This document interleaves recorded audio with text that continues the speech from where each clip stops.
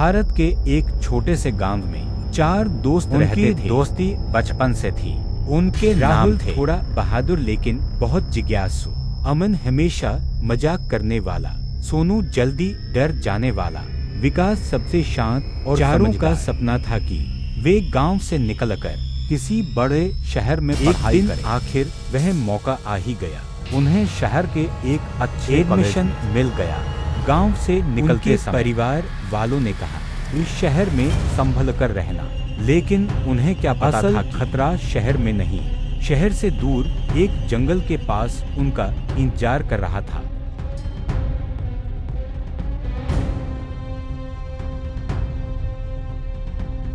चारों दोस्त ट्रेन से शहर पहुंचे। पहली बार इतने बड़े शहर को देखकर वे हैरान रह गए। हर जगह भीड़, हर तरफ शोर, गांव की शांति से बिल्कुल अलग। पहले 2 दिन उन्होंने एक छोटे होटल में बिताए, लेकिन जल्दी ही उन्हें एहसास हुआ कि अगर जल्दी किराए का मकान नहीं मिला तो उनका सारा पैसा खत्म हो जाएगा।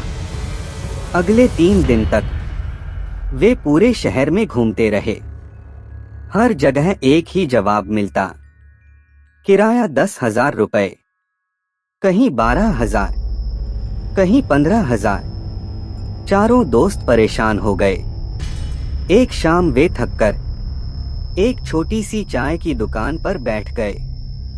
अमन ने मजाक में कहा, अगर ऐसा ही चलता रहा तो हमें पुल के नीचे रहना पड़ेगा। सोनू हंस पड़ा। तभी चाय वाला उनकी बात सुन रहा था।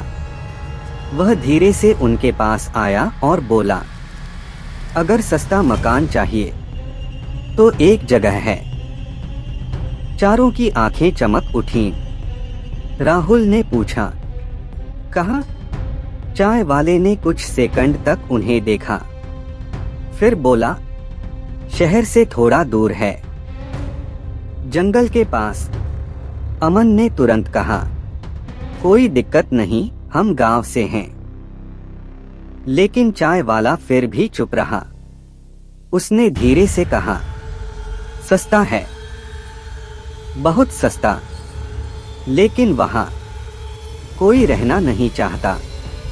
चारों दोस्त हंसने लगे। विकास बोला, भाई कहीं भूत तो नहीं है? चाय वाले ने उनकी आंखों में देखा और बोला, लोग तो यही कहते हैं। चारों दोस्त फिर हंस पड़े। उन्हें लगा यह सिर्फ लोगों की बनाई हुई कहानी होगी। अगले दिन वे उस पते पर निकल पड़े।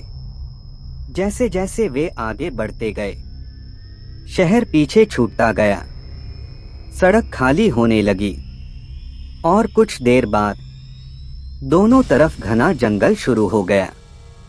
हवा ठंडी हो गई। पेड़ों के बीच से अजीब अजीब आवाजें आ रही थीं। सोनू थोड़ा डर गया। यार, हम सही जगह जा रहे हैं ना? राहुल ने कहा, हाँ, बस थोड़ा और आगे। कुछ मिनट बाद वे एक बड़े लोहे के गेट के सामने खड़े थे। गेट आधा टूटा हुआ था।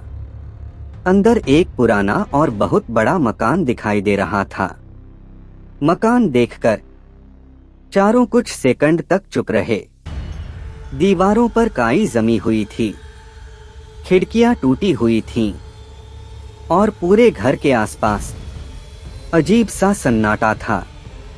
अमन ने मजाक में कहा, भाई यह मकान नहीं, पूरा हॉरर मूवी का सेट लग रहा है। सोनू ने धीरे से कहा, मजाक मत कर, सच में डर लग रहा है। चारों धीरे धीरे गेट के अंदर गए। जैसे ही वे दरवाजे के पास पहुंचे, दरवाजा अपने आप खुल गया।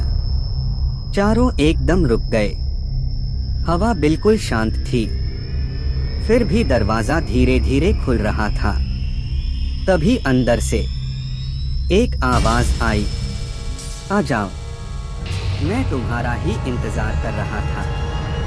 चारों दोस्तों ने एक दूसरे की तरफ देखा और धीरे धीरे अंदर चले गए। अंदर एक बूढ़ा आदमी खड़ा था। उसकी आंखों के नीचे काले घेरे थे। चेहरा बहुत उदास था।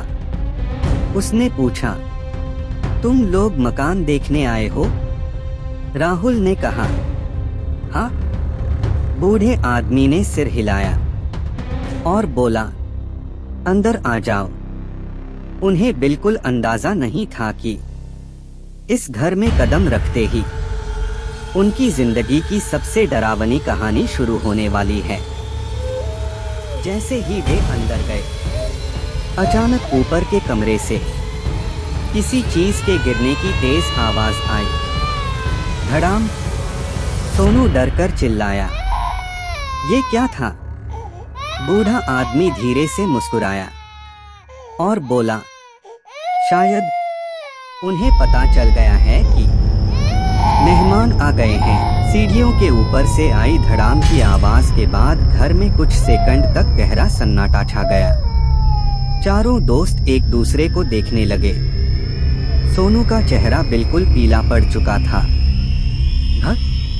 भाई, ऊपर कोई है क्या? उसने धीरे से पूछा। बूढ़ा मकान मालिक कुछ सेकंड तक सीढ़ियों की तरफ देखता रहा। फिर उसने बहुत शांत आवाज में कहा, नहीं, ऊपर तो कई सालों से कोई नहीं रहता। यह सुनते ही सोनू की हालत और खराब हो गई। अमन ने तुरंत माहौल हल्का करने की कोशिश की। अरे यार, हो सकता है कोई बिल्ली होगी। विकास ने भी सिर हिलाया। हाँ, इतने पुराने घर में जानवर आ ही जाते हैं। लेकिन राहुल चुप था।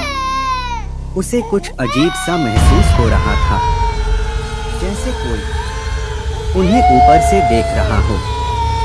घर के अंदर का माहौल। मकान मालिक ने कहा, आओ, मैं तुम्हें घर दिखाता हूँ। चारों दोस्त उसके पीछे पीछे चलने लगे। घर अंदर से बहुत बड़ा था। लंबे लंबे गलियारे, ऊंची छत और हर कमरे में पुराना फर्नीचर। दीवारों पर लगी घड़ियां टिक टिक करती जा रही थीं। घर में अजीब सी ठंडी हवा महसूस हो रही थी। अमन ने मजाक में कहा, भाई, यहाँ तो एसी की जरूरत ही नहीं पड़ेगी। सोनू ने उसे घूर कर देखा। मजाक मत कर यार। दीवार पर लगी तस्वीरें। अचानक विकास की नजर दीवार पर लगी। कुछ पुरानी तस्वीरों पर पड़ी। तस्वीरों में वही बूढ़ा आदमी था, लेकिन उसके साथ एक पूरा परिवार भी खड़ा था। एक तस्वीर में बूढ़े आदमी का पिता, उसकी पत्नी, उसका बेटा और बेटे की पत्नी, सभी बहुत खुश दिखाई दे रहे थे। विकास ने पूछा, ये लोग आपका परिवार है? बूढ़े आदमी का चेहरा अचानक उदास हो गया। उसने धीरे से कहा, था, अब नहीं है। चारों दोस्त चुप हो गए। बूढ़े आदमी ने कुर्सी पर बैठते हुए कहा, कई साल पहले यह घर बहुत खुशहाल था। हम सब साथ रहते थे। लेकिन एक रात वह कुछ सेकंड के लिए चुप हो गया। फिर बोला, एक अमीर आदमी ने हमारे पूरे परिवार को खत्म कर दिया। सोनू का दिल जोर जोर से धड़कने लगा। अमन ने धीरे से पूछा, लेकिन क्यों? बूढ़े आदमी ने गहरी सांस ली। जमीन का झगड़ा था। उसे यह जमीन चाहिए थी, लेकिन मेरे पिता ने मना कर दिया। और उसी रात उसने धीमी आवाज में कहा, सब कुछ खत्म हो गया। उस रात क्या हुआ था? बूढ़े आदमी ने कहानी जारी रखी। उस रात बारिश हो रही थी। हम सब घर में थे। अचानक कुछ लोग दरवाजा तोड़कर अंदर घुस आए। चारों दोस्त ध्यान से सुन रहे थे। उन लोगों के हाथ में हथियार थे और उनके साथ वही अमीर आदमी भी था। उन्होंने मेरे पिता को बूढ़े आदमी की आवाज कांपने लगी। मेरे सामने मार दिया। कमरे में खामोशी छा गई। सोनू ने डरते हुए पूछा, और बाकी लोग? बूढ़े आदमी की आंखों में आंसू आ गए। कोई भी नहीं बचा।